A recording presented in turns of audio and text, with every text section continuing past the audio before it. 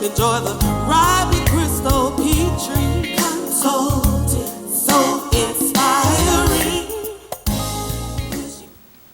Hello, I'm Crystal Petry, and welcome to another episode of 60 Minutes With. On this week's episode, we are talking about Latin dance. We are going to be educated on the beauty of this dance. We're going to be educated on the history of this dance and even what the future of Latin dance looks like. And here to educate us on all things Latin dance, we have Micaela Moreno. Okay, because I still had Monroe in my head. Yes. Micaela Moreno. So welcome to the podcast. Thank you so much for having me. Absolutely. And before we get too far into the podcast, I want to let all of my listeners, my viewers know that Micaela's going to show us some salsa moves. Get ready. So make sure you stay tuned for that. And if you're just listening on my Apple podcast, switch over to YouTube podcast so you can see the salsa. That's right. So you're really going to be like teaching today. Absolutely. You were actually one of two lessons I have today. So. Really? Yes. Wonderful. Stay busy. Hopefully I'm your first. Yes, you are. Excellent. Okay, so when I say that you are a Latin dancer, what does that mean to you, Micaela? So Latin dance to me, honestly, it's all encompassing. Anytime you say Latin, it encompasses a ton of different people, a ton of different cultures. There's a reason we don't just say Mexican dance, right? Or Puerto Rican or Venezuelan. We're talking Latin dance or Spaniard. It's encompassing anything and everything that could be considered Latin America. So when you call me a Latin dancer, I always try to picture that it's more than one, right? We're not just sticking with one particular genre. We're all encompassing. I've never thought about it like that, because when I hear Latin dance or you think about it, I just think Latin. I don't think all-encompassing or like the umbrella for all of the other cultures that are involved in that. Correct. Okay, that makes total sense. Yes. That makes total sense. How long have you been a Latin dancer? Oh man, okay. So, let's see. I first started getting involved in Latin dance in general, social dance, when I was 18. So it's been now 10 years ago. That was the first exposure that I had to it. I've been a ballet folklorico dancer, which is another form of Latin dance, but it's specific to Mexico. Okay. So I was doing that. I've been doing that for 18 years. And then 10 years or 7 years later, I found a Latin dance instructor and went to one of his classes, completely fell in love, knew nothing about social dance, because social dance is so different than any sort of structured dance, right? So you have choreographies, counts, you know what you're doing. Social dance is on the whim. Really? Every single thing is on the whim. So I started doing that probably about 10 years ago, and I fell in love hook, line, and sinker. So at 18, what were you thinking? What was happening in your life that made you, I guess did you seek out Latin dance or? No, actually I didn't. So I love this story so much. So I'm half Mexican and I'm half Cajun. Okay. My mom is from Louisiana, and my family from that side is like New Iberia, Franklin area. So she went to, I think it was a Zumba class, and she goes, I met this instructor and he's fabulous. You have got to go to one of his nights. And prior to that, I was like, I know how to dance, I don't need to do that. But I decided to go, and he showed me salsa. He introduced me to bachata, and I was like, what is this? Fell in love with it. I had my Mexican grandmother with me at the time, and I did the lessons. I came and sat down feeling so proud of myself. And she goes, you're not doing it right. What? Yeah, your grandmother said my that? grandmother tells me that, my Mexican grandmother. Keep in mind, we're in Lake Charles at this point. And so all I knew at that point for social dance was Zydeco. And Zydeco has a very different kind of style to it, which is there's a lot of hopping. Right. And so in Latin dance, everything's very smooth. And so when I went and sat down, my grandmother was like, you look like a duck. You're not doing it right. So I stumbled upon it just crazy enough from my Cajun side, introducing me to it. And then that's kind of where I just started like, I love this thing, and how do I get good at it? You know. So what has kept you coming back for 10 plus years? Yeah. That's such a good question. Me personally, I love a challenge. I love anything that will contribute to my growth. So what's really cool about it is when I first started, I was already teaching in another style of dance. And so I felt like, I got it. Why do I need to learn anything? Yeah, I've got this. And so learning at even though 18 is a young age, when you've been instructing in another line for 4 years, you're going, I got this. Okay. It's a humbling experience. And so that kept me, and once I got kind of good for the Lake Charles, Beaumont area, I just felt very confident. It gives you a sense of accomplishment and also connection. It introduced me to people that I would have never met had I not been on the dance floor. Yes. Fast forward 3-4 years after my initial introduction, I go to Houston Salsa Congress. Didn't even know it was a thing. Found out about it online. And I walk into a room of 900 plus dancers. Right. Yeah. And you want to talk about thinking that you're good, because I had spent 3-4 years kind of improving. Go to Houston and talk about big fish, little pond. So at this, you're about what, 21, 22? Okay. Yes. So you're just full of confidence. Full of confidence. Oh yeah, I've been doing this like now in the local area. I'm like decent. Yeah. I can turn. I can do all the things. And so I go to Houston. I couldn't even dance with the guy that asked me to dance because he was doing so many things I had never seen. And that was such a pivotal moment for me in my not just dance career, but honestly as a person, because I sat there in the room going, okay, I can either kind of eat dirt because I don't know what I think I know, or I could never come back here and just stay really good in the area that I'm at. Okay. So it was so pivotal in the sense of, okay, am I going to go back to that humble spot at 18? And that's what I decided to do. I decided to just go to Congress and constantly, when I start my classes, I always tell people I am a dancer first and foremost. I am always a student. There's always things that you can learn. And when you come at life with that perspective, doors open up. Versus, no, I only want to be good. If we only stuck with the things that we were good at, we would never go anywhere. We would never do anything. We would never go anywhere. I feel like that was a pivotal moment, like in your dance life career. Yes. But that was a pivotal moment, I feel like, in life in general. Absolutely. Because we are faced so many times with that dilemma. Do I stay where I'm comfortable, or do I go where I'm uncomfortable? Right. With the option of growing and learning and promoting. Absolutely. So many people stay in the comfort zone. Absolutely. I mean, the tendency that we have when we see or face adversity is to not like it, right? We're never going, I can't wait for friction in my life. I can't wait. This is the best. That's never anything that we say. But when you're working out, you feel weak while it's making you stronger. While you're dieting, you feel like you're starving, even though you're getting the nutrition that you need. So there's moments in life where, and that was just a big one for me, career-wise, and also, like you said, as a person, just to go, okay, I am going to have to sit in being uncomfortable in order to get to a spot where I want to be. Which even today, I'm at a spot that I never thought I would be. I never thought I would be teaching, much less like called to Houston to teach.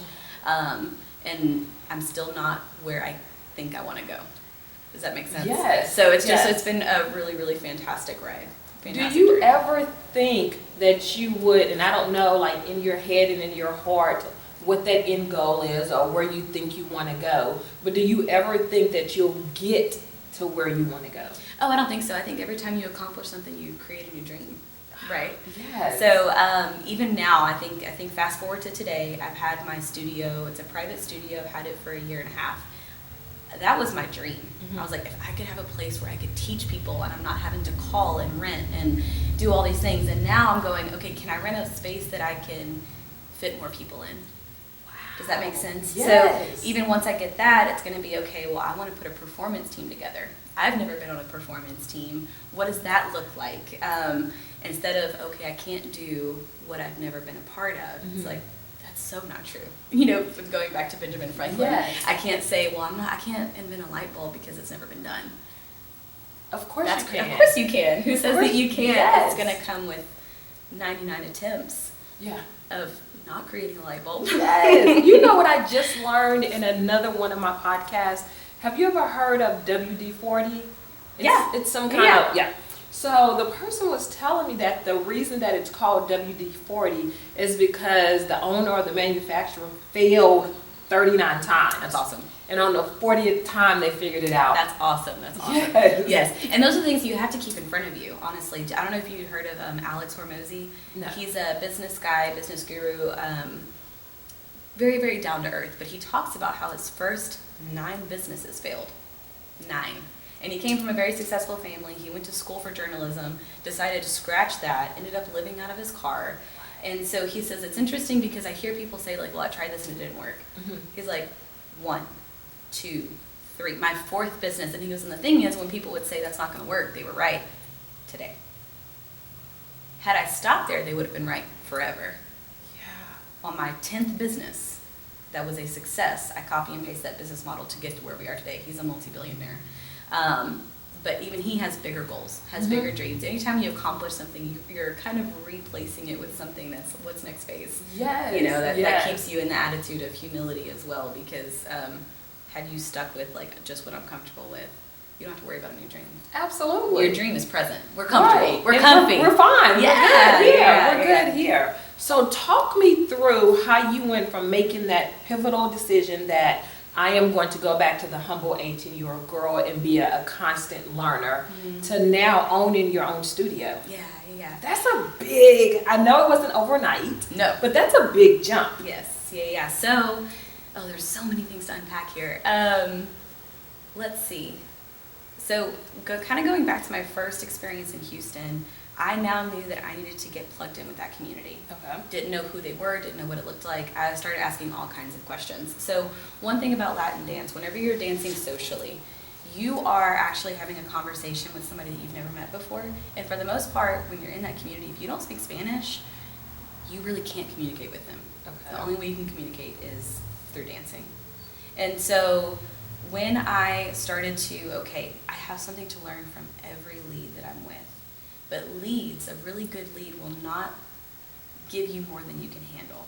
So I could sense that some leads were trying to turn me or spin me or do a certain move that I couldn't follow. And so I would stop and say, hey, I'm sorry, what were you trying to do there? Okay. So I had to be in a constant state of, can you teach me present here on the floor, even though this isn't a class? What were you trying to do? So years of that, I would dance because I wasn't able to drive back and forth to Houston all the time. That was just not a feasibility. So I would go twice a month when I could to socials, but I would just learn from people. And I think that also gave me a really good place of, again, even as you get better, as you advance, you're going to be dancing with beginners. But we were beginners. So it gives you really, like, I hate whenever I'm starting to dance with somebody who's brand new and they'll tell me ahead of time, because I'm an instructor now, they'll say, like, I'm sorry, I don't know that much. I'm like, hey, I didn't either. Like, it's okay. And I tell my follows as well, the new girls that come in, they're like, oh, well, I don't want to dance with so-and-so because he's not good. And I tell them, like, be careful, because in 6 months, he may be the best one on the floor. Wow. In 6 months, he may be the best one on the floor. So you just have to be really cautious. But that was a tangent. So after doing that for years and years, I was still attending salsa nights here in Beaumont, actually hosted by Gordon Williams. He would host them at the Cotton Creek Winery. And then there was a gentleman by the name of Daniel who was here, Daniel Layfield, and he had taught or attended classes in Houston. So he wanted to do a different salsa night and asked me if I would co-instruct with him. That's the first time anybody had asked me to co-instruct salsa. And I was like, oh God, I don't know if I can do this. And so we went, and I'm like, man, what was I thinking? I've been teaching ballet folklorico for, at that point now, 8 years. I don't know why I thought I couldn't teach salsa. But after I did that with him, I was like, oh, this is great. Like, let's keep going. He ends up moving out of town. No! Yeah, Daniel moves out of town. I was like, well, I guess it's me now. And so then that's how I got started doing salsa nights in the Beaumont area. And that was probably 1.5 years that I was doing one night a month.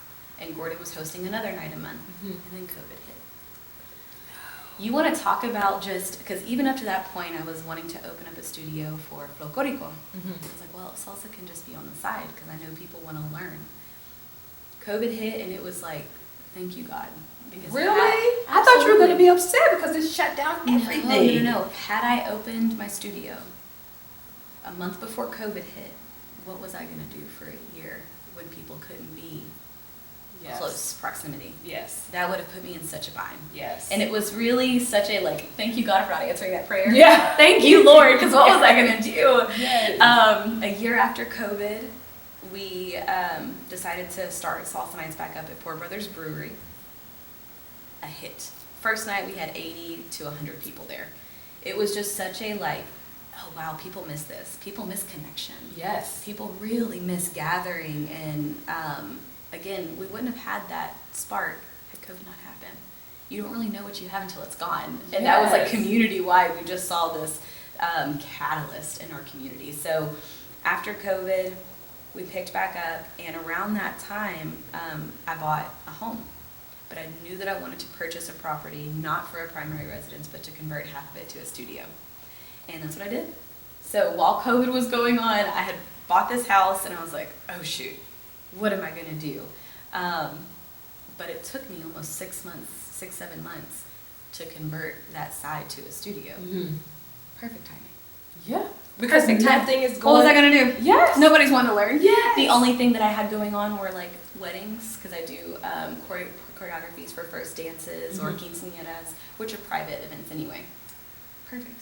It was perfect. You could not have scripted it better. God had it written out from day one. So right after that year mark, we started the Poor Brothers Brewery. I was already 2-3 months out from having my studio fully complete. Mm-hmm. And then I started announcing, I was like, okay, Alegria Studio is now open for workshops so that people can come and just learn a little bit more than what we're able to show them at a social. And that's been a year and a half now, almost 2 years. So it's been great. My workshops are typically sold out. And so I only fit 12 people at a time. I try to keep the classes very intimate, where you are for sure going to leave knowing the instructor saw you, and it's going to work with you on little things. But I think we're going to get to a point, hopefully within the next year, where we're going to need a new space. And maybe a new teacher. Maybe a new teacher, yes, absolutely. Yes. I have my eye out on hey, do you want to teach basics? Do you want to teach this class? Yes, to help you out in an influx. So speaking of your studio and growth, if people who are listening and watching this podcast, they would like to come to your studio, be taught by you, how can they reach out to you and schedule a time? Yeah, so I have monthly workshops that are open to the public, and you have to register with me directly. So you can do that either through our Facebook page, which is Alegria Latin Dance Studio, and then I have posters that have a phone number that you can reach out to and an email address as well. For the most part, most of our students come from Facebook, but it's turned into a really, really fun event. You get 4 classes, so you have to sign up for a month minimum. Okay. And the reason that we do it that way, we're humans are funny creatures. Okay? We're real funny. If we pay by class, we won't come. We're not coming. Okay. We're not coming. So, and I always tell my beginners, because they start off that first class feeling extremely overwhelmed. And I'm like, I can imagine. Give it some time. Yeah. So 4 minimum. By the 4th class, you're feeling like, wow, what I thought I couldn't do the first class, now I'm doing it and I want to learn more. So you have to buy the package for the month. Okay. But it renews every month. So if you want to do the beginner package again, or if you want to go to beginner 2 or intermediate, and then it plugs you in with people in our social, because all of a sudden you feel confident enough to go out in public, right? Yes. You're like, I know the basics. I'm ready. I got this. Yes. I got this. So we also have a Facebook page called Bailamos Beaumont, and that is where we post anything and everything that's social happening in our area. So I'm one of 3 people that typically host public events, and that page is specifically for that. Okay. I'll post workshop information in there. But that is where we're very, very particular about making sure it doesn't get flooded, like a lot of Facebook pages tend to do.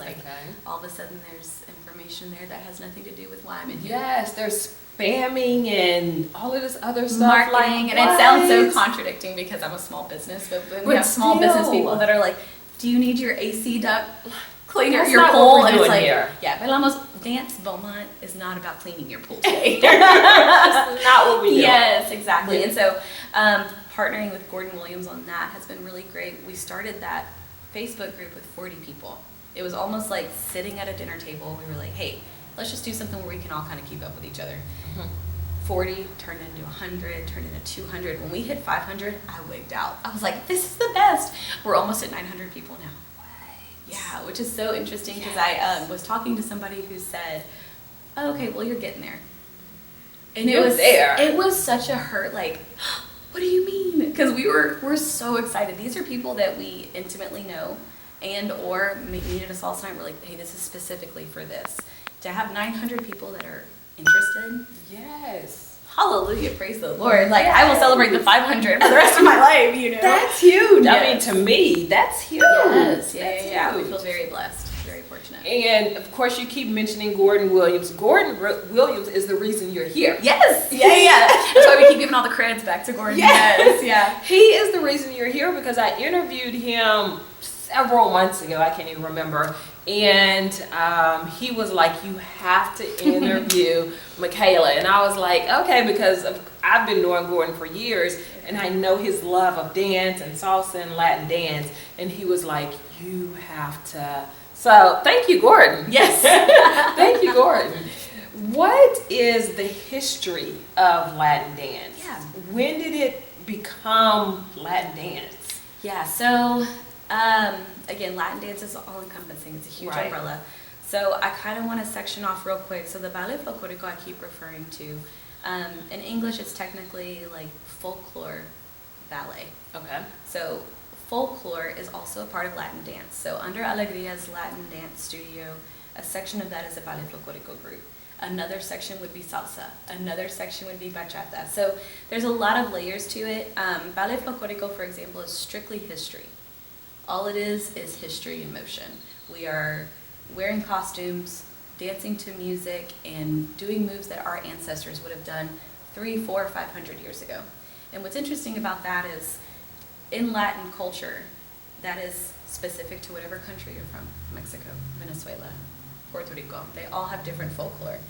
Other nationalities as well. You've got Ireland with the river dance. Oh, yes, You know? yes. Yeah, so it's, so the history of Latin dance really kind of depends on where we're headed. I want to talk about salsa, the history of salsa, since it's become so big. No country really owns it, which I think is Really? beautiful. I think it's so beautiful. It's such Freedom. And I think that's also why it's always been popular, but I think that's why it's become so much more popular in non-Latin circles, because it's not owned by anybody. You can always find a section of your, not just identity, but genealogy. So Cuba is kind of where we can trace back historically the origin, if we want to call it that. And they have a dance called El Son. El Son is the original, where they can kind of piece back like pieces of salsa. Okay. So Cuba has a very interesting history in that it's been owned by what feels like everybody and their mom. Okay. It's funny because it's true. Yes, Cuba's just been Yes. like from one to the other. Yes. So the very first historical representation that we have there is in the 1500s with Spain. Without going through like all of the owners, Spain, Right. France, they were actually the ones that brought African slaves into that island. Yes. So very similar to the story that we know here in America, where Europeans come in and they bring in diseases that Native Americans know nothing about. And it ends up wiping out a large majority. Well, in Cuba, it wiped out every native. I've that never was there. heard this. Yes. So anyone that is still alive in Cuba, at first it was smallpox that took out a large percentage. But the next one, I think it was the Spanish flu. Correct me on that, we'll have to Google it. But I think it was the Spanish flu, and it wiped out the remaining natives. So anybody that says they're from Cuba can only trace their genealogy back 300 or 400 years, because there's no more natives there. What? Isn't that interesting? Yeah. Wow. Yes. So with that being said, Spain was the primary person. They had an alliance with France. So Spaniards and French have a lot of influence in that area. But the African slaves that they brought with them music, brought with them still their traditions that they held strong, and they assimilated. So if you've ever been to Cuba and you're going, why, how do people look so different? And it's like, because they are. Yeah. So you have Spaniard movement with flamenco, and there's a lot of like passion in those tangos and those dances that you see in salsa, while there's also the African like conga. There's a lot of mambo that you hear in those tribal beats, and French influence as well. So I actually have a video I want to show you Okay. real quickly. This is a guy who is doing a salsa concert. And salsa, a lot of people, when they first hear it, they go, there's a lot going on here. There's a lot of instruments, what's going on? And this guy introduces each instrument from each different country so that you can hear. Oh, that sounds fun. Yeah. So, Yeah. do I need to get it close to the microphone? Yeah. Okay. Is salsa. Salsa is flavor and spice. The original salsa means spice. Salsa okay. is Latin soul. Salsa is ritmo, rhythm. It started in Africa con la conga. So you hear that in Africa. Yes. El bongo. The basis of salsa. So they have the bongo.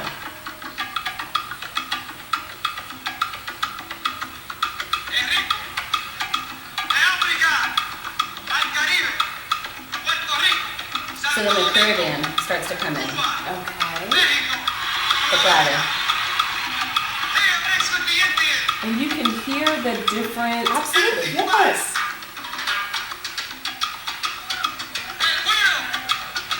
So now these are native instruments to the Caribbean. The güiro, maraca, mixed with that African flavor. And now, the heartbeat, the soul, el corazón de la salsa, the bass. Aha! Yes. Yes. From Europe, Europa, So here it comes in. and piano. We've got piano, we've got guitar. Yes. Yes. The sons and daughters came to the United States. Here with the influence of jazz, the brass.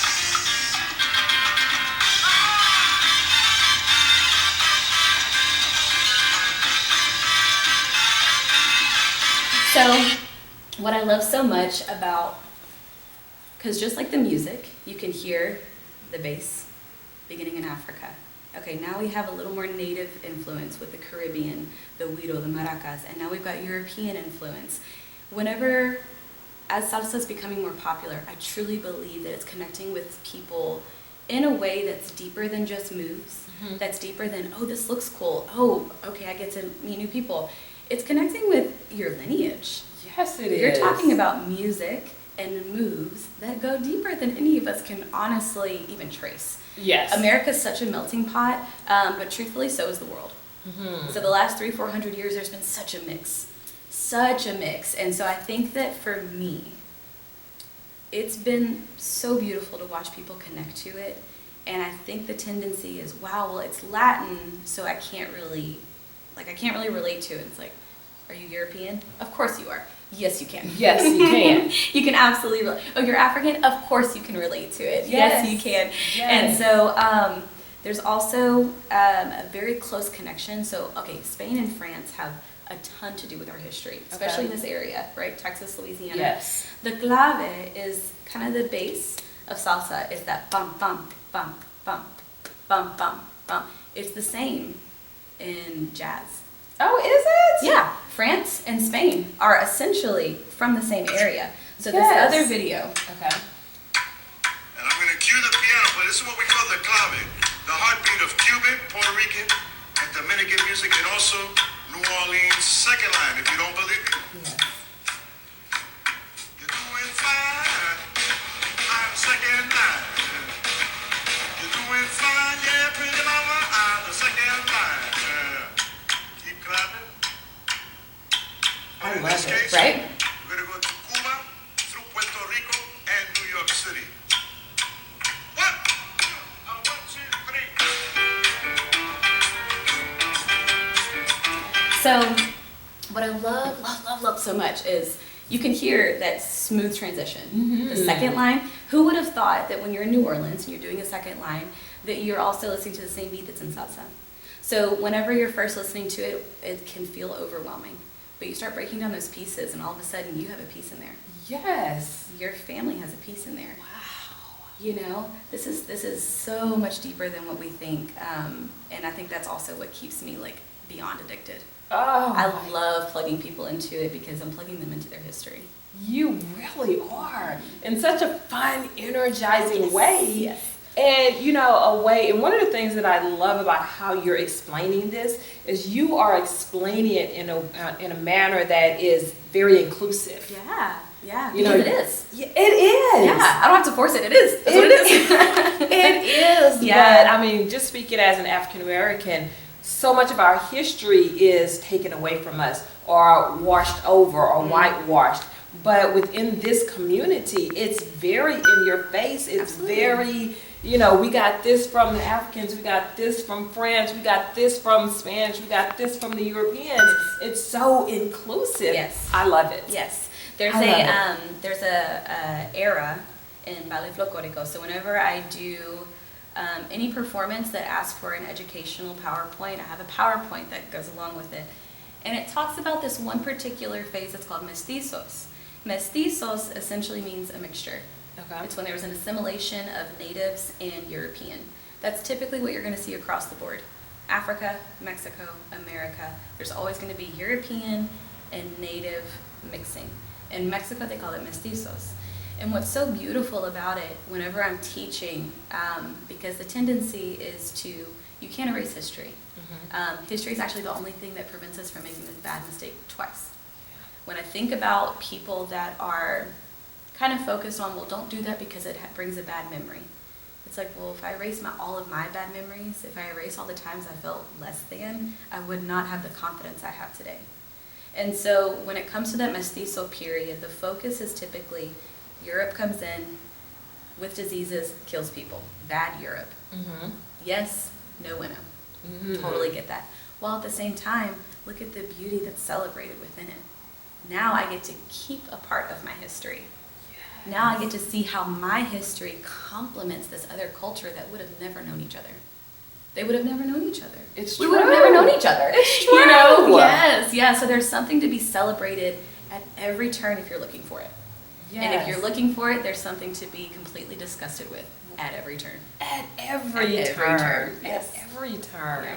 Wow, that's a great way to look at that. Yes, and I love doing this because I don't get to cover all of this in a lesson, right? People aren't coming for a history lesson typically, but whenever I'm asked, like, what drives you? What is it that keeps you so grounded? It's like, this is a grounding experience because it's cultural. It's multicultural. You can't put on salsa music and not hear 3 different cultures minimum. Wow. You know?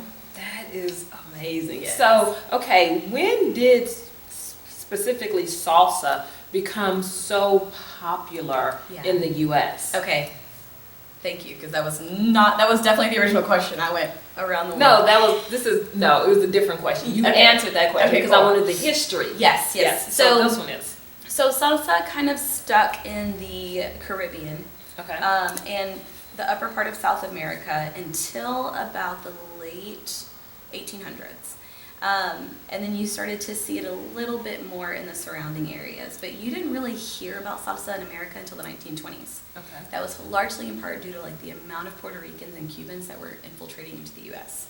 So from 1920s to 1940s is when you saw kind of an increase, but that was mainly because of the population increase. Okay. You really saw a large, because salsa is social. You saw it enter the dance and ballroom scene around the 70s and 80s.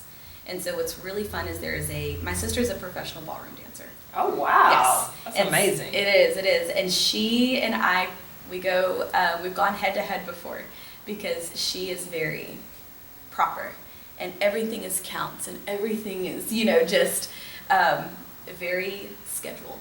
It's a very scheduled thing. Well, that was actually how salsa came into the U.S. first. They took it and then they saw, okay, well, let's add some structure to it, and now all of a sudden we have something that we can score. Because ballroom is all about not just the properness of it, but scoring. Yes. Okay, are you hitting these points? Are you hitting these markers? But salsa started off social. It was an expression of yourself. You can't score an expression. Right. I can't score your personality. Yes. That's completely subjective. So around the 70s and 80s is when you saw it enter the ballroom circuit, and I feel like that's when it became acceptable. Late 90s, bachata started merging with hip-hop artists. Now, bachata is another form of Latin dance. Its origins come from the Dominican Republic, which is next door to, all the Caribbean islands.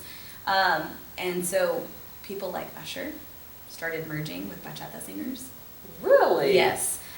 They started redoing a lot of songs with the bachata beat with a little bit more congo, and it was probably at that point that socials just started skyrocketing. You started seeing it here in Beaumont. I believe Gordon and BJ Martinez and JC with their studio, I'm blanking, City Dance Studio. They started their socials around 2003, 2004, but the late 90s and early 2000s when you saw little pieces start popping up, like, hey, we have this social. Hey, we have this social. Houston Salsa Congress is only 20 years old. Really? Yes. So the last 20, 30 years is really when you saw the biggest boom of social, not just performance salsa. Do you think anyone can learn to salsa or anyone can learn Latin dance? Absolutely. Really? Absolutely. If you can walk, you can dance. that is my motto. I love when people tell me, well, I have 2 left feet. I'm like, my favorite student. You're my favorite. Because our tendency is to section off that side of our brain and say we can't do it. Yes. You may not take it to the place of being on World Dance and with the full costume and hair and all that fun stuff, but to say that you can't social dance is very similar to saying you can't hold a normal conversation. It's just a conversation. It's an expression. There's a quote from Hope Floats with Sandra Bullock where she says, I can't dance, and it's country dancing. And he says, dancing's just a conversation between 2 people. Yes, I remember that saying. Yeah, and he says, so talk to me. And as a woman, you're like, oh, honey, okay. Yeah. But essentially, that's how I feel as an instructor as well. I'm very pro everybody can dance. Everybody may not want to, just like not everybody is a talker. Not everybody feels, their extrovert battery is like really, really low. But you can totally dance. If you can walk, you can dance. And how does someone know that they should try Latin dance? They should try to learn the salsa. Is it something like within you, or how do you know? Yeah, great question. That's a struggle just because it is subjective. But I think that you know that you are ready to try something once you feel like you're tired of being comfortable. If you've never tried it before, it's gonna feel funky. It's gonna feel funky. But so did learning to write your name.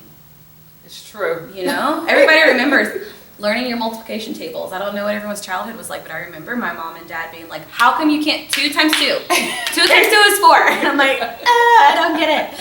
So very similar to that. It's just one of those, once you recognize it, on the other end of your discomfort is joy. On the other end of your discomfort is an accomplishment. Then you're ready. You're so ready. It's just putting that pride and ego behind you. I don't know when we stop as adults wanting to learn. I don't know when that is. As a child, you can't tell me enough. You cannot. Tell me more. Like, what do you mean? Explain this to me. Why? What's going on? And then all of a sudden, as an adult, if it makes me feel like I don't know something, I don't want to learn. And it's like, well, that's the whole premise of getting smarter. You're going to feel dumb. I can't get smarter without learning the things I don't know. Yes. And then knowledge is such a fun tool because the more you learn, the more you realize you don't know. And so that's always a cautionary tale of me too, and I'll get people that will call. I love all of my students. Sometimes I will get a brand new student that will call and say, well, I pretty much know what I'm doing, so I really don't think I need the beginner class. And I'll say, great, then come on to the intermediate. And they get to the intermediate and they go, oh, this is too much. And it's like, is it too much, or is it that you overanalyzed? You felt like because you have rhythm, that you can pick it up like that. And there's nothing wrong with not picking it up quickly. There's nothing wrong with it. It took me 2 years. It took me 2 years to stop counting. Yeah. Okay, like I tell all of my students whenever they first get in there, we're counting constantly. 1, 2, 3, 5, 6, 7. Like, you count and you count and you count until you don't have to anymore. And I can feel them getting frustrated, like, It's like, how often do we tell the kids A, B, C, D?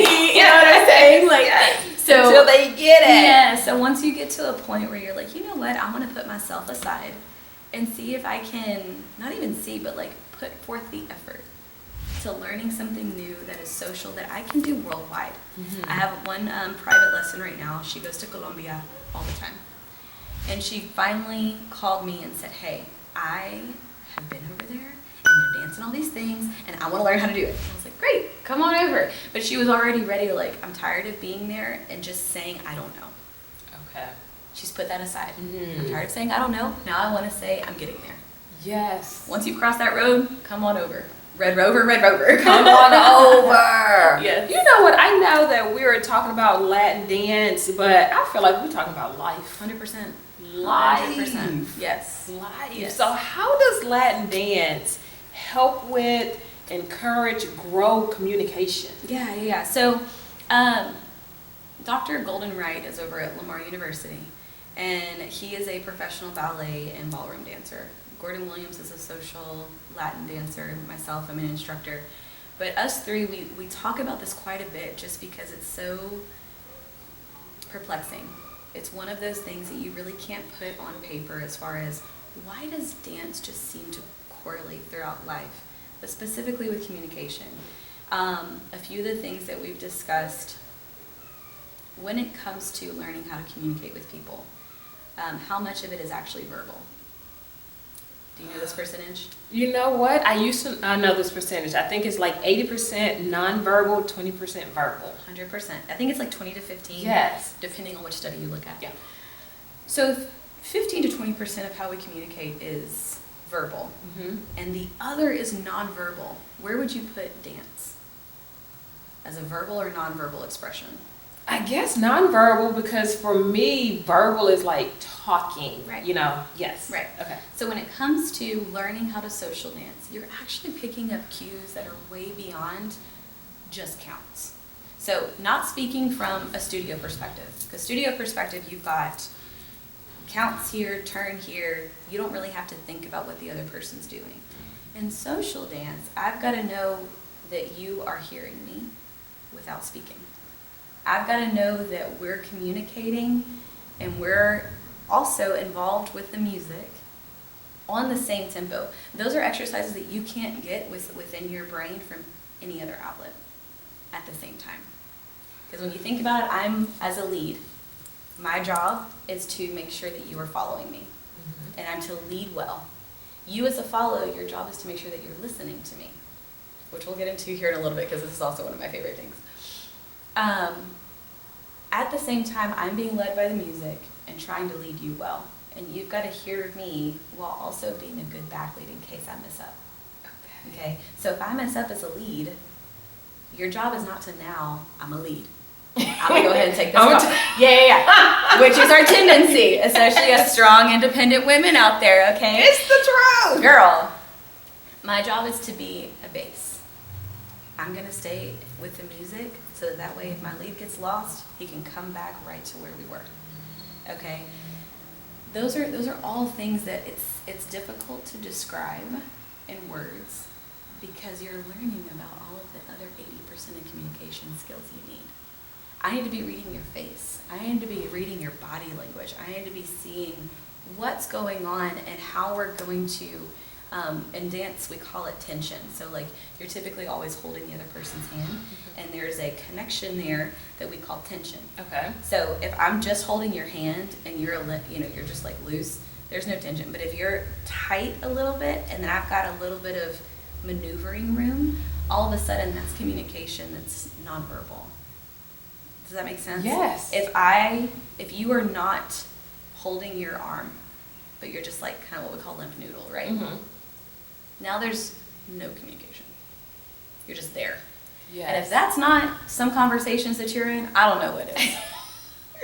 There's some conversations where I'm going, am I the only one here? What is going on right now, you know? Right. And like they're present and they're saying yes and no at the appropriate times, but I can tell from their body language they are not here. Yeah. You're not listening. You are not listening to a word I am saying. Yes. And so those are that was a really, really big explanation, but in a nutshell, dance is working on your communication skills without you even realizing it. So you get on the dance floor and you're communicating with somebody. When you get off the dance floor, you don't have to say too much in a conversation to know what the other person's trying to say. Wow. When I talk to anybody that's a social dancer, the first thing that they're doing when they're talking to people is this. They're not looking them up and down in a sexual way. They're looking them up and down like, how are they speaking to me? Really? They're not even trying. That's how they dance. They're dancing by reading you. Yeah. They're not dancing by talking to you. So I tell my ladies all the time, if you have to go, all right, I'm going to turn you to the right now, that takes the fun out of dancing. Yeah, yeah. Very sad. I think women, we go through this more often than not. I don't want to have to tell you to bring me flowers. I just want you want you to bring me flowers. Yes. It's the truth. Yes. Yeah. Like, why do I have to speak it?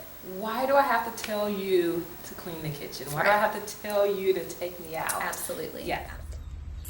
All right, guys. So basics of salsa. We're going to act like we're marching in place. Left, right, left, right, left, right. Like we're walking and back. Now, we're just going to keep our upper body straight. Bend those knees a little bit and walk. It's always left, right, okay? So I'm going to take that left foot and act like I'm walking forward on 1. My right foot stays in its place for 2. And number 3, we're going to come back together. Okay? So 1, 2, and 3. And again, 1, 2, and 3. Just like we're marching. 1, 2, and 3. And left, right, and left. Take this right foot. We're going to put it behind us on 5. 6 is going to stay in the center. 6. And then 7 together. So 5, 6, 7. Still marching. Right, left, right. We put them together. It sounds like 1, 2, and 3, 5, 6, and 7. Or left, right, left, right. If you notice, we're not saying 2 numbers, 4 and 8. It's not because they're not there. It's because our feet are actually not moving on those counts. So if we counted to 8, it would sound like 1, 2, 3, 4, 5, 6, 7, 8. 1, 2, 3, 5, 6, 7. So we're only going to count on the steps that we actually step. Coming this way, it's going to be 1, 2, and 3, 5, 6, and 7. And 1, 2, and 3, 5, and 6, and 7. Music with us. 5, 6, 7, and 5, 6, 7. I'm going to keep my hands here. The reason for that is once I start partner work, I'm able to reach out for my partner. And also this looks funny. 1, 2, 3. From the back. 1, 2, 3. Now, this is our basic. I can go forward and back or side to side. 1, 2, 3. 1 and 5 will change. So 1 to the left, 5 to the right. 1, 2, 3. Back to basic goes 1, 2, 3, 5, 6, 7. 1, 2, 3, 5, 6, 7 to the side. 5, 6, 7. This is the basic of all salsa. People get crazy with styling. That's what makes them look professional. 1, 2, 3, 5, 6, 7. 1, 2, 3 to the side. Goes like this.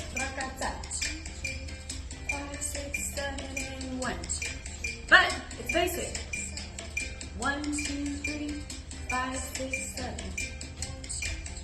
So start with this. This is your foundation, always. And then we can get crazy. Ladies, styling, pop, pop, pop. 1, 2, 3, 5, 6, 7, and salsa. That was so good. Thank you. You're gonna do it with me? Yes. Come on. Yes. I've learned from the podcast. Cool. Okay. Okay, so I'm gonna have you a little bit behind me. Okay. So I'm gonna go forward on 1 with that left foot. 1. 2 is gonna stay in the middle. We're gonna come back on 3. Okay. If you stay on the balls of your feet, it hugs a little bit. Okay. So 1, 2, and 3. Okay. Good. 1, 2, and 3. And again. 1, 2, and 3. Good. 1, 2, and 3. Now, look up. Go. And 1, 2, and 3. Hands up. Here we go. Good. 1, 2, and 3. And 1, 2, and 3. Now let's do 5, 6, 7. Okay. So 5, Okay. 6, 7. Okay. 5, 6, 7. And 5, 6, 7. And 5, 6, 7. So the biggest thing is left, right, left, left, right, left. It's just like walking. We're just changing the placement where we have our feet. Okay. So I'm going to look up. 5, 6, 7, go. 1, 2, 3. Now 5. Yeah, girl, look at you, salsa. Okay. If we switch positions, it's normally always going to be on the 1 Okay. and the 5. So keep going. I'm going to go side to side on 1 now. Let's go to the left. 1, 2, 3. Okay. 5, 6, 7. Yep, that one stays in the middle still. Okay. 3, 5, 6, 7, and 1, 2, 3. Back to basic, forward, back, go. Yeah, girl, come on, hold on. We got music on. Come on. I can do this. You You can do it. 2, 3, 5, 6, basic, go. 1, 2, 3. Up, 5, 6, 7. Here. Left and right. Good. 1, 2, 3. Yes, sonrisa, smile. It's the most important part. 5, 6, 7, and 1. We're gonna go side to side. And 1, 2, 3, 5, 6, 7. Good. Yes. Right here is where I like to get people to give a little bit of their personality. Okay. So we can come down. Oh, 5, 6, yeah. Rasta, rasta, basic, go. 1, 2, 3, yes. See, alegría. Yes! And 1, 2, 3, 5, 6. Crystal, be really good. Oh my goodness! Thank you so Thank much. you. That was the shortest lesson ever. That was so good. Absolutely. Yes. So kind of sectioning off into like, if it's okay with you, so going into couple work, right? Mhm. Anytime you're dancing with somebody, I tell my students this in a funny way, but my favorite part about social dancing is I don't have to talk to the person I'm dancing with. It's true. That's my favorite part. It's true. That's my favorite part. We can have a full conversation without you telling me what's going on. And talk about a woman's dream, man. Yeah. Just read my mind. I don't want to say it. Do the dishes, take the trash out. Yes. Like I don't want to go through all that. But when I get couples in my studio, I love this. I love you guys. The woman is always so excited. I love this. I can't wait. I'm so excited. Da, da, da. And the guy's like, I'm here for her. Because she wants. Yeah. She's making me. 2 lessons in, I'm always unprogramming the woman's brain. And I'm coaching the husband. So I'm actually only teaching him. I'm deprogramming my women. Okay, so how are we deprogramming the women? And In why? today, Yeah, and in why? today's culture, how many strong women do you know? I think everyone, because we have to be. Yeah. Totally fine. On the dance floor, you're not the boss. That's what I have to deprogram. Yeah. Because in order for this to work well, and I always, especially when I'm doing weddings, I go ahead and incorporate counseling. It's pretty much marriage counseling. In the order of things, you've got man, you've got wife, you've got the Holy Spirit if you believe in the Lord. There's a triangle. In dancing, you've got a lead, a follow, and you've got something that you can't see, but you can hear and you can feel, very similar to the Holy Spirit, which is music. Okay. So we've got 3 things that we've got to work with here. And if I have 2 leads, I It's can't not do gonna anything with work. that. I can't do anything with that. How is a lead supposed to lead if there's no followers? How is a chief supposed to round his crew if the followers want to be their own lead? There's a very, very unique, and I do this with so much love and compassion, because for the first 2 years that I was learning from my instructor in Lake Charles, there were several times that we'd be dancing, and I want to turn because the music's fun. Oh, I'm going to turn, I'm going to do all these things. And he would drop my hands, and he would go, are you the leader or am I the leader? Wow. And I don't know about you, but as a woman, there's a part of me that's like, I can lead, but I don't want to. Like Like lead me, but don't like, but don't lead me. Don't like lead me. Don't leave me. Don't leave me. So when I say deprogramming, it's always the, hey, I know you can. I know you can lead. And this is kind of something that speaks to me, like personally, just in where I'm at in my life. I know I can. I don't want to. Mm-hmm. I don't want to have to. Mm-hmm. Do you know what I'm saying? And Yes. so just allowing my women to step into that feminine role of, hey, let him go.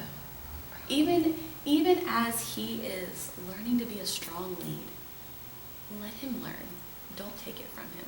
We do this with our children. Mm-hmm. We let our children tie their shoes for 20 minutes Yeah. because they're learning which ear Yes. goes around the other, but we don't have the same sympathy or the same compassion for our husbands while they're learning to lead, while they're learning to do these things. As mom, we sit there and we coach our kids through these things. And we encourage. We Even if they encourage. fail, we Even if- encourage. Yes. We won't do the same for the leads of our household. So on the dance floor, that's really what I'm deprogramming my women is like, hey, because the tendency is we'll learn steps Mhm. and we'll learn turns. And the girl goes, no, I'm supposed to turn right here. And it's like, hey, if he didn't tell you to turn right there, you can't turn right there. Really? If it's going to take 16 counts for him to feel confident in turning you, you wait 16 counts. What? You don't jump ahead, just like you would with your child. I'm not going to jump in because we're trying to run out the door and we've got 2 minutes, because guess what happens with your kid if you jump in? Meltdown. Down. Nothing gets accomplished. Nothing and gets you're still accomplished. late. You're still late. So might as well be late. Allow them to have the meltdown and you coach them. And that's the same space that we need to be for our leads. Mm-hmm. So I tell my couples all the time, I'm like, look, on the dance floor, he is in charge. Your job is to be the picture. You're the beautiful picture. You're the one that everyone is looking at. And his job at the end of the dance is to make sure that you look fantastic. And if you walk off that dance floor and all the people say is how great you looked, he did his job well. But he can't do his job if you're the one leading. Wow. And that's hard. That's so hard because society, I feel like, and I could be wrong on this, but I feel like society, situations, and circumstances have forced women to be these strong women when, number one, we were never meant to be that or be in that role. Right.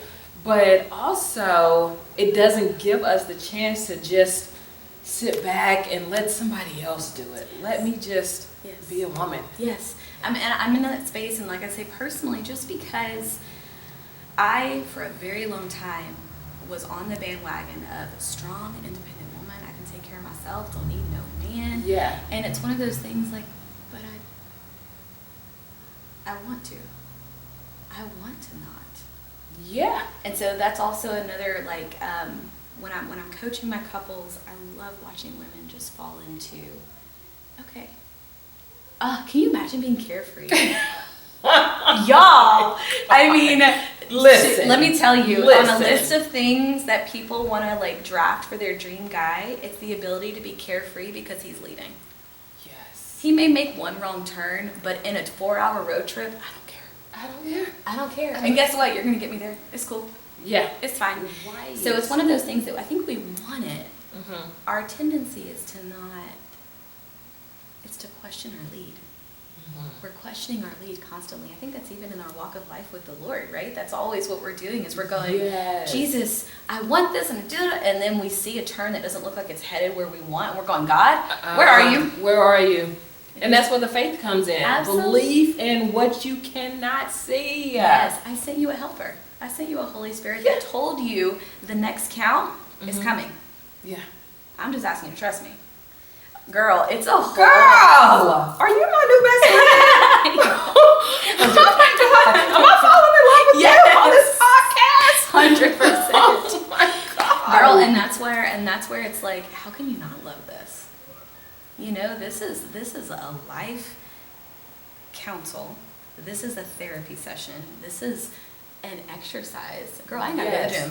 Yes. I ain't gotta go to the gym. And I'm learning so much about who my future husband is gonna be. Who my future husband, what are the attributes I want him to have? I want him to lead and lead me well.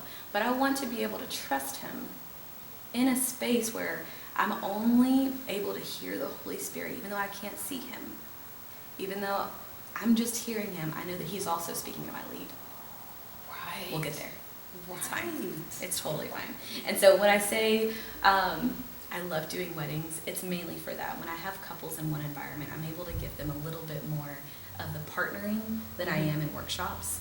And it's these things that are so vital. And it's so, whenever you're in an 8 classes to 12 classes, it's very, very clear to see, because you're like, okay, well, I'm telling you, as the instructor, I'm telling you, all right, let's do a right-hand turn and a left-hand turn, and then let's do a crossbody lead with a hammerlock. And my women, What? my girls are going, okay. And then as soon as I see them run while he's still processing, I'm going, whoa, what were you doing? That's not your job. Put your earmuffs on, act like you can hear me. Yeah. Our goal is for him to lead you and lead you well. And so I would say 100% of the time, my guys come in going, I'm here because she needs me. I'm here because I want my marriage to succeed. Yes. And the leads always leave my workshops wanting to come back. Really? Always, because it's so representative of how it should be. Yes. Of how it should be. It gives them empowerment too, of just like, hold on, not only can I, because what happens is if they're coming in with that, the woman's led them to this. Mm-hmm. But they're coming out of it with the woman not being able to lead them away from it. Because I'm telling the guy, you've got to lead. You've got to be here. You've got to do this. Yeah. Which means if I'm giving you the power, you can walk away or you can stay. 10 out of 10, they stay. Yeah. Because they're like this. And that's probably, I mean, this is unfortunate to say because I'm thinking it, but it's unfortunate to say that space is probably the only time that man feels in control. Absolutely. Feels like he's leading and actually is leading. Yeah. That's probably the only time. Yeah. Yeah. And what I love too is that I had one couple, precious. And the gentleman would get so frustrated because he was learning. And he'd go, oh. And she would go, hey, it's not that big of a deal. Just da-da-da-da. And I said, hey, you got to let him process. So just to have an advocate, because I think our natural, because of the culture that we're in, we feel like we know everything as women. Mm-hmm. But that's not our superpower. Our superpower is not knowing everything and telling you we know everything. Our superpower is knowing everything and being there when you ask for us. It does no good if he's not asking and you're telling. Mm-hmm. In one ear, out the other. And then we're frustrated. You're doing this again. Yeah, again. Yeah. That's not communication. Communication while he's frustrated is just support. Like we do for our children. We do that for our kids. If our child is in the middle of an emotional breakdown because they cannot cross the street like they want to, we don't try to reason with them and tell them that mom knows best, even though mom knows best. We wait until they calm down. Wait until he calms down. And now let's go on to the next move. Yes. There's a, speaking of the helper kind of like position, and it takes such a bad rap. It really does. And again, it goes back to society and these norms and situations. I don't want to follow. I don't want to be the subservient, whichever. But there's a, I'm going real spiritual. This is not why we're here. But it's why we're here.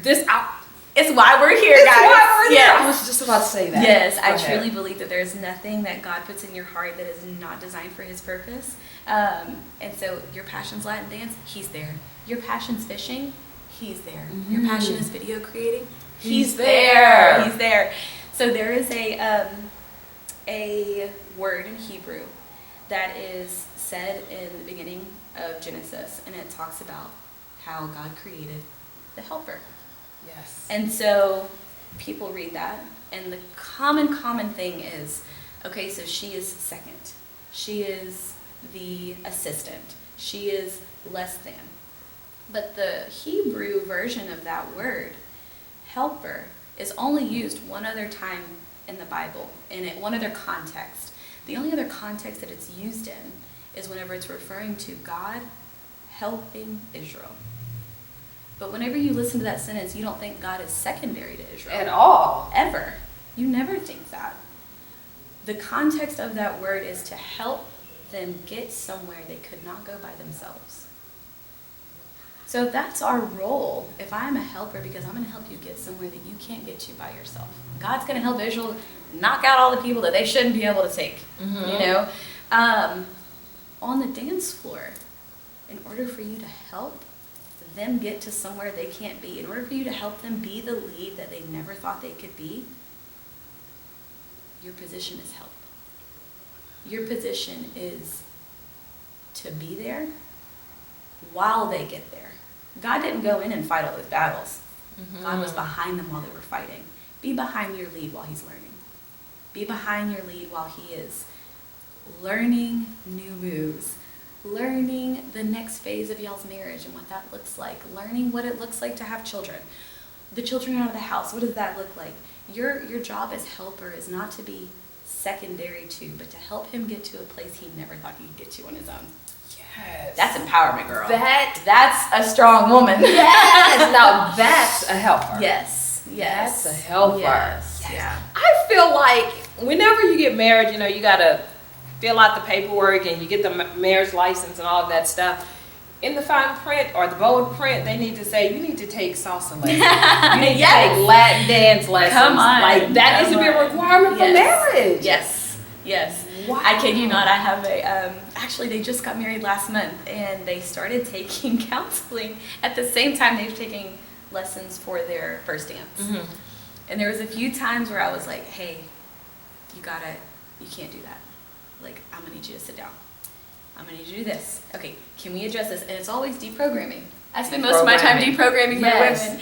And one time they said, hey, our counselor just told us that. And I was like, see, you could have got 2 for 1 right here. And save some money in the process. Absolutely. And save some money in the Yes, process. yes. Do you teach children or is it just adults? No, I do teach children. So my workshop is actually not limited on age. So I've had people bring in their children that are middle school to high school age. Mm-hmm. This summer I'm actually offering a kids camp, which I'll do ages 6 and up.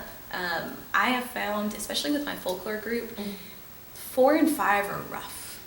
Those are just rough attention span eras.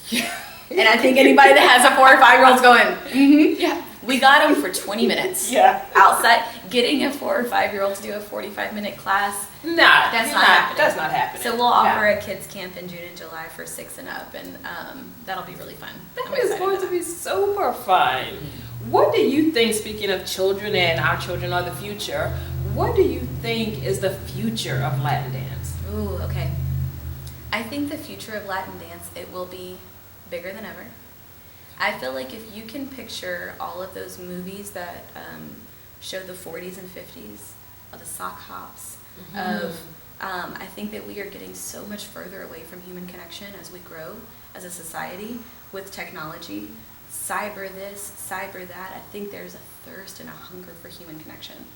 And I think that salsa will probably be the answer to that across this country. I think so too. And this is my first time really learning about salsa, but I'm in total agreement with you with that. Yes, it allows you to connect with people that you wouldn't normally connect with. And it's also something that you can't substitute with a computer. I'm sorry, Or you just cell can't. phones, You and can't. Facebook and IG. And Right, and it gives you a release, a chemical release in your brain that I think about Legally Blonde, where she says, she was like, I think the woman was working out. She was like, working out releases endorphins, and endorphins make people happy. Yeah. Happy people just don't kill their husbands. Yeah. Was the line. Yeah. And so when I think about salsa dance, I'm like, man, it releases so many endorphins because you're working out while you're doing it. And it's something that you won't get from a computer. You can't get that from a screen. You cannot. You can't get it from a VR headset. Cannot. Yes, and so I think that the future of social Latin dance is just going to be bigger than ever because of its availability. It's becoming available in so many areas, whereas before you may have had to go to the islands to, experience it. I think that dance in general was kind of dying out, just because of life and the way that that things ran. But Latins are intense, guys. Yeah. Like I love my Mexican side so much because one of the things that I noticed are the difference between my Mexican and my Cajun side. Cajun get together is always around food. I was going to say food and music. Food and music. But my Cajun side has agendas. Okay, maybe not even like scheduled, but there's an agenda. So we're going to eat. We're going to listen to music. Are we playing a game? Are we dancing? Are we doing this? There's always something. Yeah. And entertaining nonetheless. We'll be doing stuff until midnight. Mhm. My Mexican side, we eat, we talk.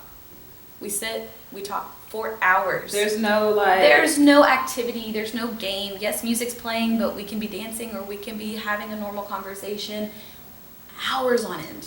Really? Yes, and it's so cool to me because I'm like, man, these two cultures are Spain and France. Mhm. It's Spain and France. And when you look at Latin dance and social dance, there's just not that much of a gathering anymore. You're not able to just sit and talk with people anymore. So if you can go to a space where you're able to dance and move, and then while you're not dancing, you can sit and just talk to somebody. Y'all.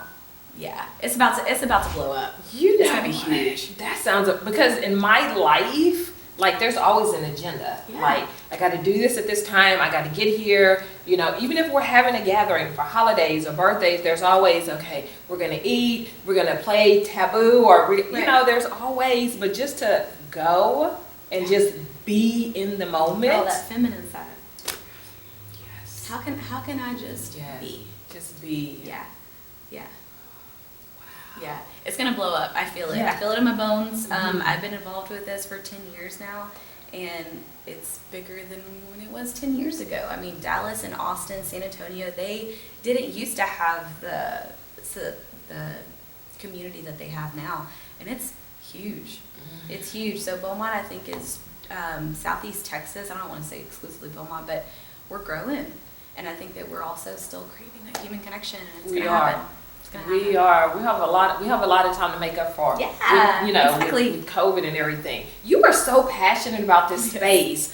What is your personal intention for Latin dance and salsa? Yeah. So, specific to salsa, my goal is to get more people involved and stay involved.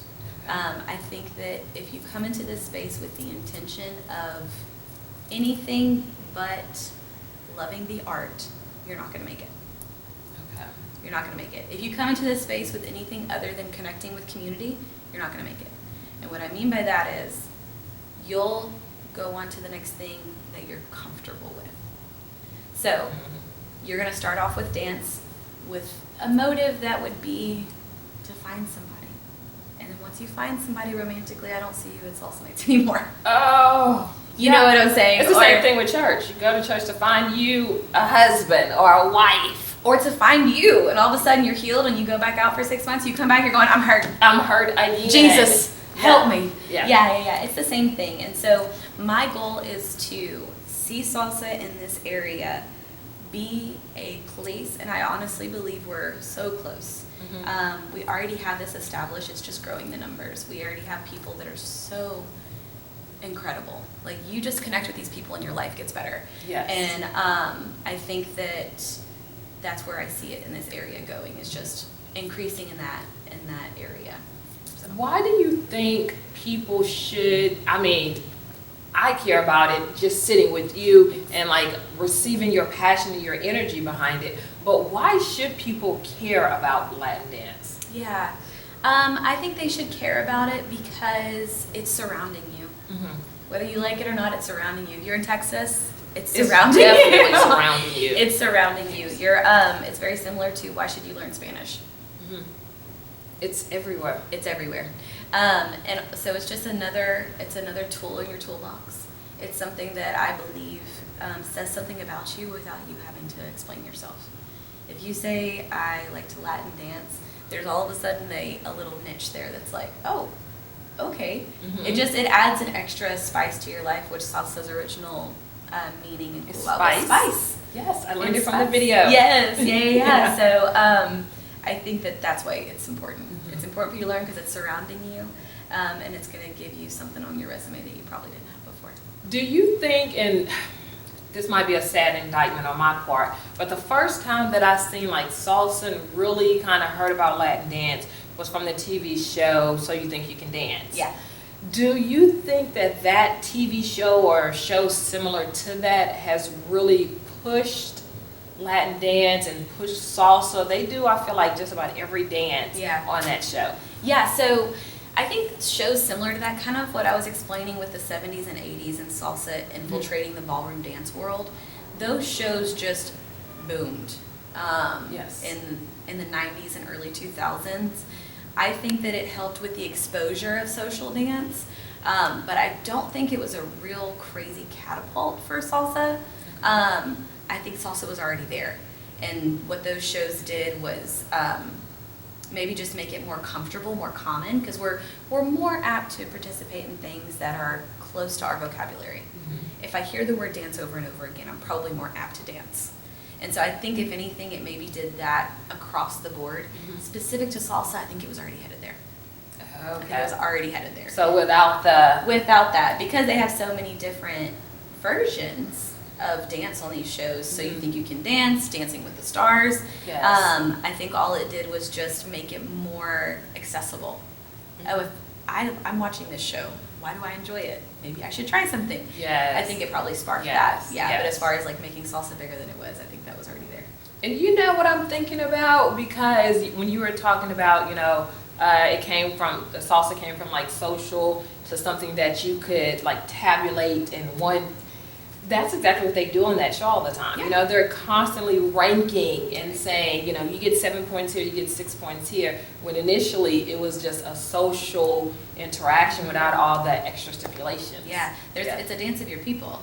Is essentially what it is, and like most common dances, jazz, tap, these were dances of poor people. This wasn't accepted by high society, and then it got popular, and now we can score it, which is so interesting to me because it was not done by the correct people to validate. But now that we can validate it, we're immediately going to judge you on it. You know what I'm saying? You just summed up the entire history of America. Yes. That's crazy. Yes. That's crazy.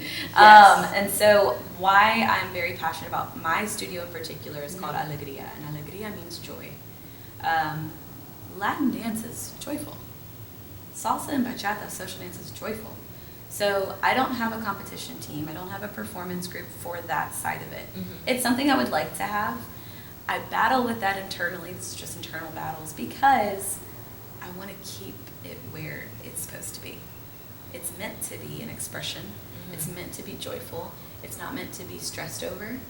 It's supposed to be a place where you go and chill. It's not And just be. And just be. And so even though I'm very grateful to those shows because it, like I said, it introduces it to the common household, another thing that it does in the back of the brain is someone's constantly scoring me. Someone's looking at me. And it's like, man, if you go to the gym and you have that same like thought process, you'll never go to the gym. You'll never go. Yeah. When all reality, you go to the gym, everyone's thinking about themselves way more than they're thinking. They are. Nobody They cares. are. Yeah. Nobody Trying to cares. convince themselves, stay here. Yes, Come back tomorrow. literally, Like literally. that's what they're thinking. Yeah. So let's talk about maybe something that's probably not as important. The clothes, the shoes, Yeah. that part of it. What is that about? Okay, so very similar to what we were talking about, how there's a mixture of everything. Salsa shoes were not a thing. Okay. It was danced commonly in the neighborhoods, so you just wore whatever shoes that you had available. Now we have ballroom looking shoes. Yes. Yes. And I would say within the last 10 years, we've had a few shoe companies come up and out that have been awesome. The girl side of me is like, history, mystery, these shoes are cute. Yeah. But here in the area, we have socials at restaurants, we have socials at wineries, at bars. And so my recommendation always, if you're gonna come out, is to wear, number one, either salsa shoes that you aren't really concerned about preserving, or just regular dance shoes or dress shoes that are tight to the foot. Okay. The biggest thing that you want to try to do is try to keep your foot as natural as possible. Why normal Dillard's fancy shoes don't work is because when we put those shoes on, they're not intended to stick to our foot. We walk in them and they provide some sort of support, but it's not to stick to the bottom of our foot. Salsa shoes do. Okay. The bottom of them is almost like a felt material, and that's for ballroom floors. So solid wood. There's different like Marley floors that are really good for those shoes.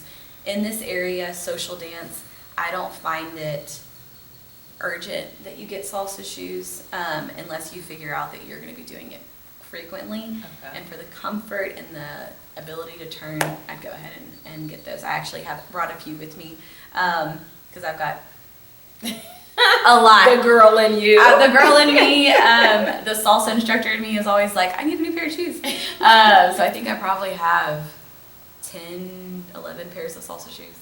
Wow. Yeah, they just came out with a brand that does indoor, outdoor. So when I say that salsa is getting big, it's getting big everywhere.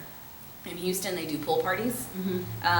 They do beach salsa nights. Like in the sand? in the sand, so you go barefoot. Yeah, so when you think about it, it's so versatile. You're able to really do this wherever, but this brand was called My ZG. I just bought 2 shoes from there thinking, I don't know. But they make soles that are indoor, outdoor. So I can wear them on concrete and I can wear them inside a studio. The best. They're amazing. They're amazing. So yeah, when it comes to shoes, you get to girl it up if you want, but you don't have to. You don't have to. And for my guys, there's a company called Fuego Dance Shoes, and they make tennis shoes. They're tennis shoe sneakers. Dance tennis shoes? Dance tennis shoes. Indoor, outdoor, and I'm actually about to get a pair just because I do 3 salsa nights a week, and one of them is on concrete for 4 hours. So That sounds I'm about like to get a some lot. tips. It's a lot. Like I said, who goes to the gym? When you're doing this 3 times a week, who goes to the gym? Yeah. But yeah, so the shoes, that's when you get to kind of interject your own DNA to it. Yes. The moves you'll learn, but your style you get to interject and say what's comfy for me. Okay, so a couple more questions for you, then I'm gonna let you get out of here. You have been I don't even have words. You have given me life lessons, marriage counseling, dance, history, everything all in one, all the things in this podcast. What is the one thing or the one message you want to convey to my audience, my listeners, my viewers about salsa, about Latin dance? Wow. That's a packed question. What is the one thing that I want to leave your viewers with? Y'all, this is tough. The one thing that I would think I want to leave your viewers with is that at the base of everything in salsa, in Latin dance, is to be done with alegría. It's to be done with joy. It's to be done with no stress. It's to be done with pure joy in its form of, I'm not saying happiness. Happiness is temporary. The joy of the Lord does not mean happiness. Yes. Happiness is fleeting. Happiness is fleeting. Joy in the sense of, I am even keel. From beginning learning all the way to, if I want to be a super crazy fancy Dancing with the Stars guy, it's to be done with an attitude of joy. And so coming into the Latin dance space, I want you to come in with alegría. I want you to come in knowing that it's going to be a journey that's so well worth it. And if you feel like you're not in that space yet, I highly recommend you find alegría in your own life. In your own life. And if you need help with that, come see us. Absolutely. Come see us. Absolutely. And my final question for you, who do you think will make a great guest on the podcast? But you have to help me get them on. Okay. This person that I'm thinking of actually joined our social scene probably 3 years ago, but didn't get heavily involved until maybe 1.5 years ago. And he came from another zone of dancing. So he's a professional in the ballet world, in the ballroom dance world, but brand new to social. And so I think that he would have so much insight as a quote-unquote beginner, and then also as somebody who's a professional in other zones. That's Dr. Golden Wright, and he is the Dean of the College of Arts at Lamar University. So I think Dr. Golden Wright would be excellent on this podcast. Excellent, excellent. Thank you so much. Yes, thank you. I know we came here and I had you on here to talk about, specifically Latin dance, but I mean, You have educated me on so many other things. It's a I blessing. can't Thank you. even. Thank Oh, you. wow, you are amazing. Thank you. Thank you for having this. Honestly, I think that it's so needed. It's crazy how fast an hour goes, number one. I know. Yeah, but I think that this is so beneficial to our area, and also to just the different styles of people that you have on here, the different subjects. So thank you so much for having me and including us and part of that. Yeah. Inclusive. Yes. Inclusive. Amen. Amen. Yes. And thank you so much for tuning in, watching, and learning. You can get this podcast and all of my other podcasts on YouTube Podcasts and Apple Podcasts. And remember, you always have time to listen and learn on the go. Come on, let's go on a journey. Sit back, buckle up, enjoy the ride.